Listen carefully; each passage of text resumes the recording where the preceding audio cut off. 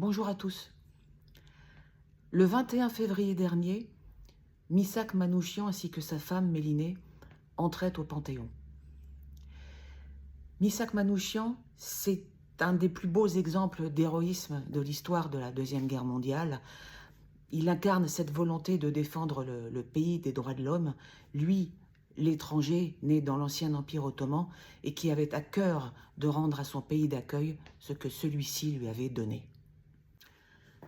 Figure majeure des groupes FTP-MOI, entendez par là francs-tireurs partisans, main-d'œuvre immigrée, Missak Manouchian et ses compagnons de la sinistre Affiche Rouge seront fusillés au fort du Mont Valérien après un simulacre de procès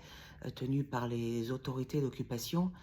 seront fusillés donc ce 21 février 1944 au fort du Mont Valérien, à quelques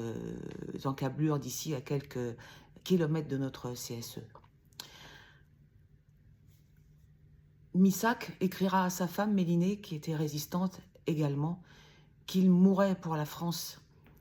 et qu'il n'avait aucune haine pour le peuple allemand. Alors voilà, c'est sur le parcours de ce héros de la résistance, de cet homme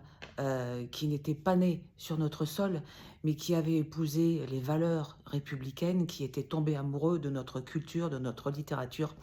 que je vous propose de revenir sur son parcours, sur le combat, sur son combat dans la résistance au sein des FTP-MOI et sur celui de ses camarades de combat,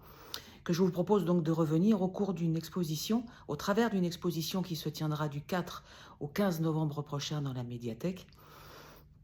mais également au travers d'une conférence que nous vous proposons, une rencontre avec celui qui est à l'initiative de cette panthéonisation, l'historien Jean-Pierre Sakoun, qui a donc obtenu du président Macron l'entrée de Missak Manouchian et de Mélinée Manouchian au Panthéon.